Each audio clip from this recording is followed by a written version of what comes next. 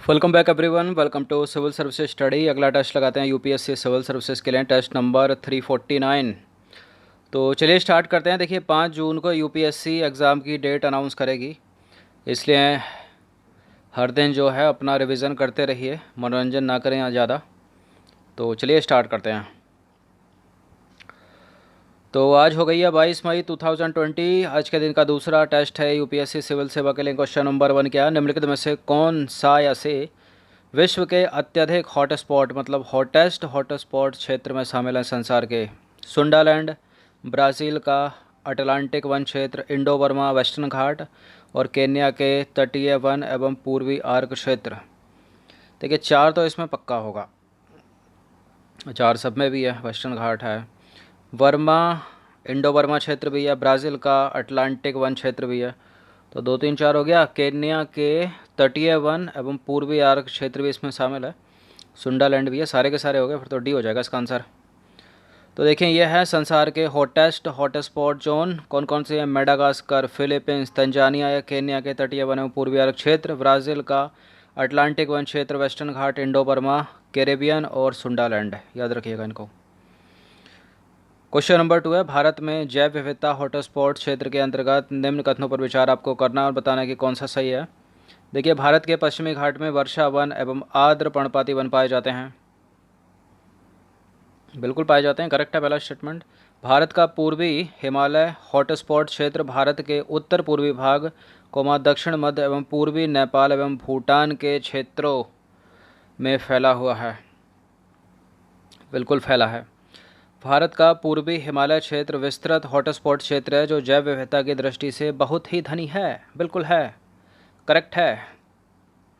तो देखिए जैव विविधता की दृष्टि से भारत महत्वपूर्ण स्थान है, भारत का महत्वपूर्ण स्थान है बायोडाइवर्सिटी में। भारत में कुल 4 हॉटस्पॉट क्षेत्र हैं, जिनमें से 3 अत्यधिक जैव विविधता वाले क्षेत्र हैं। पश्चिमी घाट और श्रीलंका हॉटस्पॉट क्षेत्र दक्षिणी पश्चिमी भारत एवं श्रीलंका के दक्षिण पश्चिमी के उच्च भूमि क्षेत्र तक फैला हुआ है। अब देखिए भारत के पश्चिमी घाट में ज़्यादातर भाग पर्वतीय क्षेत्र है और यहाँ पर अत्यधिक वर्षा के कारण वर्षा वन और आर्द्र पर्णपाती वन पाए जाते हैं। भारत का पूर्वी हिमालय क्षेत्र विस्तृत हॉटस्पॉट क्षेत्र है जो जैव विविधता की दृष्टि से बहुत ही धनी क्षेत्र है और भारत के उत्तर पूर्वी भाग दक्षिण मध्य एवं पूर्वी नेपाल व भूटान क्षेत्रों तक फैला है। अब है क्वेश्चन नंबर 3, होप स्पॉट, वो था हॉट स्पॉट, ये होप स्पॉट के संदर्भ में कौन सा कथन सही है? देखिए होप स्पॉट सागर का वह क्षेत्र है जहां महत्वपूर्ण समुद्री वनस्पति एवं जीव जंतु या जीवों हेतु पानी के नीचे इनकी विशेष सुरक्षा की आवश्यकता होती है। और हॉप स्पॉट की अवधारणा का प्रतिपादन 2009 में मिशन ब्लू के तहत प्रसिद्ध अमेरिकी समुद्री वैज्ञानिक डॉक्टर साल्विया अर्ल ने किया था। और भारत के 2 क्षेत्रों अंडमान और निकोबार, भारत के 2 क्षेत्रों अंडमान और निकोबार द्वीप समूह तथा लक्षद्वीप को IUCN तथा मिशन ब्लू के अंतर्गत 2013 में होप स्पॉट के रूप में नामित किया गया था। बिल्कुल किया गया था। देखिए करेक्ट है सारे के सारे स्टेटमेंट, इसका आंसर हो जाएगा ऑप्शन नंबर डी 1 2 3। तो एक्सप्लेनेशन की आवश्यकता है नहीं, सारे के सारे करेक्ट हैं, इसको पढ़ लीजिएगा एक बार और खुद से। क्वेश्चन नंबर 4 है, भारत में यूनेस्को वर्ल्ड हेरिटेज साइट की सूची में शामिल प्राकृतिक धरोहर स्थल कितने हैं भारत के? देखिए यूनेस्को में कितने इंडिया के नेचुरल हैं, सांस्कृतिक तो ही हैं, नेचुरल कितने हो गए?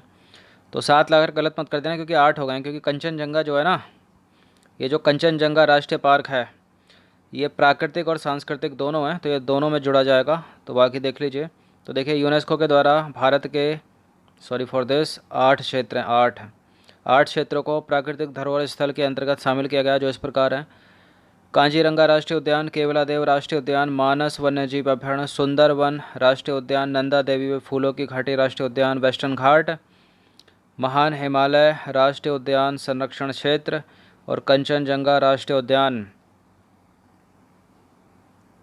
याद रखिएगा इनको। क्वेश्चन नंबर 5 है, निम्नलिखित युग्मों पर विचार करना है। मयूर झरना एलिफेंट रिजर्व के सामने उड़ीसा लिखा है, वायनाड एलिफेंट रिजर्व के सामने केरल लिखा है, सिंहभूमि एलिफेंट रिजर्व के सामने झारखंड लिखा है और इनातकी के सामने नागालैंड लिखा है। कौन से इसमें सही सुमेलित हैं? देखिए इसका तो सभी को पता होगा आपको, वायनाड एलिफेंट रिजर्व केरल में, सिंह भूमि एलिफेंट रिजर्व झारखंड में, ये सही है।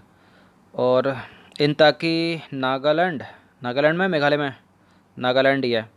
मयूर झरना उड़ीसा में नहीं है, मयूर झरना एलिफेंट रिजर्व है वेस्ट बंगाल में। कहाँ पर? पश्चिम बंगाल में। तो एक को एलिमिनेट करो, जहाँ एक है वो नहीं होगा, 2 3 4 हो जाएगा इसका। तो देखिए मयूर झरना एलिफेंट वेस्ट बंगाल में है, ना कि उड़ीसा में। सिंह भूमि एलिफेंट रिजर्व है झारखंड में। Wayanad elephant reserve Kerala. और इंताकी नागालैंड। क्वेश्चन नंबर 6 है, निम्न युग्मों पर विचार करना, बताना है कि उपरोक्त में से कौन सुमेलित हैं। जैव मंडल आगार या जैव मंडल रिजर्व जैव विविधता संरक्षण की स्वस्थानीय मतलब इन सीटू के अंतर्गत आते हैं। क्रोड जोन अनेक पौधों तथा जीव जंतुओं से परिपूर्ण होते हैं क्या। बफर जोन नियंत्रित रूप से पर्यटन, मछली पकड़ना व चराई की अनुमति होती है क्या। ट्रांजिशन जोन जैव मंडल आगार का बाहरी भाग है क्या, जिसका सीमांकन नहीं किया जाता। ये सारे के सारे बिल्कुल करेक्ट हैं। इसका आंसर हो जाएगा ऑप्शन नंबर डी, 1 2 3 4 और 1 2 3 और 4। तो देखिए बात करें जैव मंडल आगार या रिजर्व की, तो जैव मंडल आगार जैव विविधता संरक्षण की स्वस्थानीय मतलब इन सीटू कंजर्वेशन विधि के अंतर्गत आता है।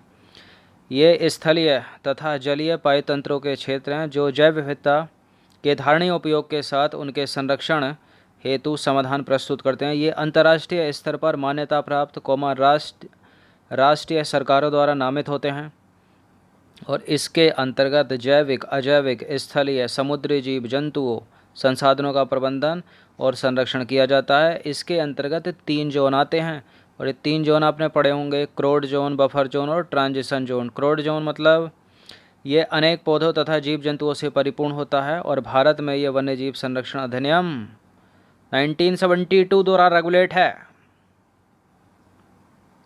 अब देखिए बात करें बफर जोन की, तो क्रोड जोन के बाहर का क्षेत्र होता है ये, जहां गतिविधियों को इस प्रकार नियंत्रित किया जाता है कि क्रोड जोन को नुकसान ना पहुंचे और इन गतिविधियों में नियंत्रित रूप से आप पर्यटन कर सकते हैं, मछली पकड़ सकते हैं और चराई आदि की आपको अनुमति होती है।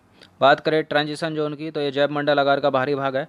इसका सीमांकन नहीं किया जाता। मानव बस्तियाँ, कृषि, मनोरंजन तथा अन्य आर्थिक क्रियाएँ इस क्षेत्र की पहचान है। तो होती हैं, इसमें मनोरंजन भी होता है, कृषि भी होती है, मानव बस्ती भी होती है। अब है क्वेश्चन नंबर 7, निम्नलिखित कथनों पर विचार करें। 3 स्टेटमेंट यहाँ पर बताने कि कौन सा करेक्ट होगा। देखिए नेशनल पार्क एवं अभ्यारण्य के लिए संरक्षित किए गए क्षेत्र की घोषणा केंद्र सरकार द्वारा की जाती है। वन्य जीव संरक्षण अधिनियम 1972 के तहत केंद्र सरकार को यह अधिकार प्राप्त है कि यदि वे किसी क्षेत्र को जैव विविधता एवं प्राकृतिक भौगोलिक दृष्टि से महत्वपूर्ण मानती है तो वह उस क्षेत्र को राष्ट्रीय उद्यान या अभ्यारण्य घोषित कर सकती है। वन्य जीव क्षेत्रों, राष्ट्रीय पार्कों व अभ्यारण्य घोषित करने से पहले वन्य जीव बोर्ड से अनुमति लेनी होती है। बिल्कुल देखिए वन्य जीव क्षेत्र, राष्ट्रीय पार्क, अभ्यारण्य घोषित करने से पहले वन्य जीव बोर्ड से अनुमति लेना आवश्यक है। करेक्ट है। ऊपर के दोनों गलत हैं। क्यों गलत हैं? क्योंकि नेशनल पार्क एवं अभ्यारण्य के लिए संरक्षित किए गए क्षेत्रों की घोषणा केंद्र सरकार नहीं बल्कि राज्य सरकार करती है। और वन्य जीव संरक्षण अधिनियम 1972 ये कहता है कि राज्य सरकारों को यह अधिकार प्राप्त होगा कि यदि वे किसी क्षेत्र को जैव विविधता एवं प्राकृतिक भौगोलिक दृष्टि से महत्वपूर्ण मानती है तो राष्ट्रीय उद्यान या अभ्यारण्य घोषित कर सकती है उसको। तो दोनों में राज्य सरकार लगा दोगे तब तो करेक्ट हो जाएगा, वरना नॉनसेंस हैं दोनों के दोनों स्टेटमेंट। तो इसका आंसर हो जाएगा केवल 3। तो देखिए नेशनल पार्क एवं अभ्यारण्य के लिए संरक्षित क्षेत्र किए गए क्षेत्रों की घोषणा राज्य सरकारों द्वारा की जाती है। गलत है पहला। वन्य जीव संरक्षण अधिनियम 1972 के तहत राज्य सरकारों को यह अधिकार प्राप्त होता है कि यदि वे किसी क्षेत्र को जैव विविधता एवं प्राकृतिक भौगोलिक दृष्टि से महत्वपूर्ण मानती है तो उस क्षेत्र को राष्ट्रीय उद्यान या फिर अभ्यारण्य घोषित कर सकती है। कौन? राज्य की सरकार, ना कि सेंट्रल गवर्नमेंट नहीं है भाई। वन्य जीव क्षेत्रों, राष्ट्रीय पार्कों, अभ्यारण्य घोषित करने के लिए पहले वन्य जीव बोर्ड से अनुमति ले लीजिएगा। क्वेश्चन नंबर 8 है, गहिरमाथा नाम पहले भी सुना होगा आपने, के संदर्भ में कुछ स्टेटमेंट है। यह केरल का पहला एवं इकलौता समुद्री अभयारण्य क्षेत्र है। इस क्षेत्र में कछुओं की अनेक विशिष्ट प्रजातियां पाई जाती हैं जिसमें ऑलिव रिडले टर्टल प्रवास करते हैं ज़्यादा।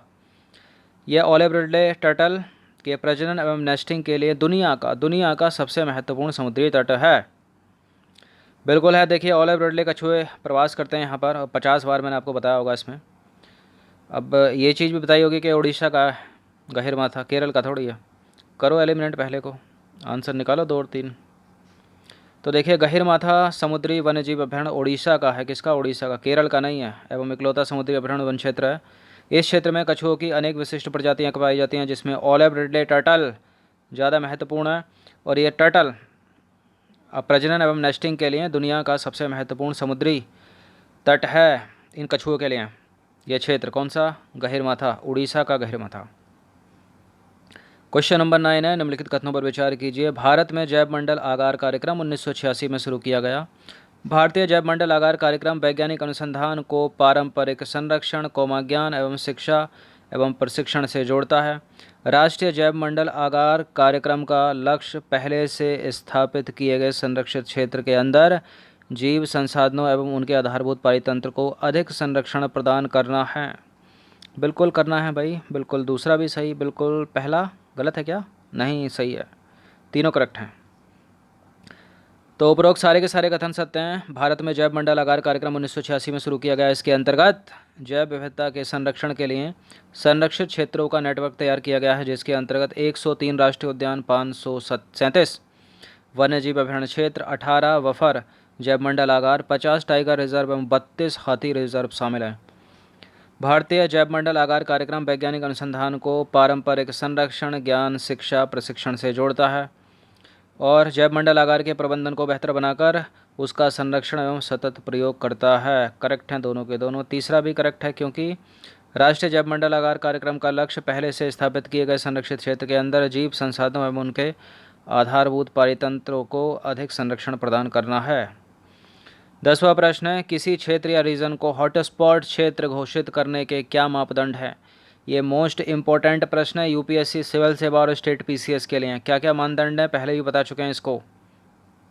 हॉटस्पॉट क्षेत्र में 1500 से अधिक स्थानिक संवहनीय पौधों की प्रजातियां नहीं होनी चाहिए और क्षेत्र का 70% से अधिक मूल आवास सुरक्षित हो। देखिए, हॉटस्पॉट में सुरक्षित थोड़ी होगा, वो तो खतरे में हो ना, संकट में हो। क्षेत्र का 70% से अधिक मूल जो है वो संकट में हो, संकट या नष्ट हो चुका हो, सुरक्षित नहीं हो।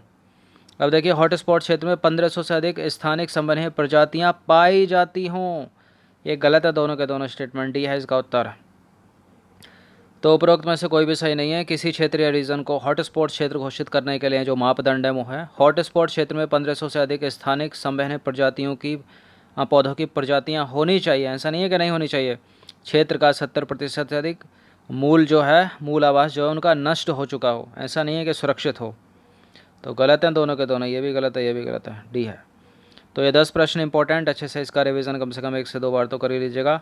ये टेस्ट था एनवायरनमेंट और इकोलॉजी का और यूपीएससी की फेवरेट है।